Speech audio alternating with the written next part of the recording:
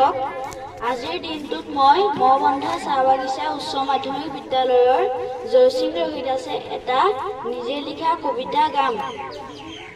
যোৰহাটৰ ল'ৰা মই, যোৰহাট মোৰ আপোন, গঢ় লৈ উঠিছে উদ্যোগ ইয়াত কিমান যে নতুন নতুন।